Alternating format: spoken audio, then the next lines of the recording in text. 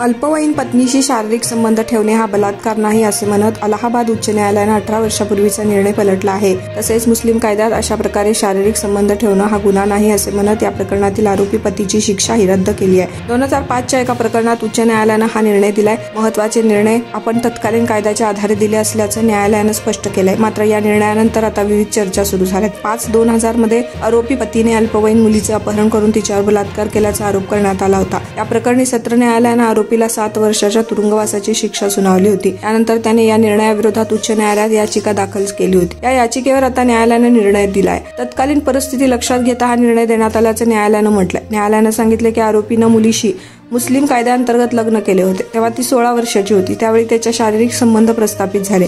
तत्कालीन कायद्यानुसार हा दंडनीय अपराध नव्हता असंही न्यायालयाने स्पष्ट केलंय। महत्त्वाचं म्हणजे मुलीला फूस लावून पळवून नेल्याचा आरोप मुलीच्या कुटुंबियांनी केला। हा आरोपही न्यायालयाने फेटाळून लावला। अशा प्रकारे आरोप करताना मुलीच्या कुटुंबियांकडे कोणतेही पुरावे नसल्याचं न्यायालयाने यावेळी सांगितलंय। आपण स्वइच्छेने आरोपीसोबत जाऊन विवाह केल्याची साक्ष मुलीने नोंदवले। मुस्लिम कायद्यानुसार विवाह केला असून 1 महिना भोपाळमध्ये राहिल्याचं तिनं सांगितलंय। त्या आधारे न्यायालयाने निकाल देत आरोपीची शिक्षा आता रद्द केली आहे।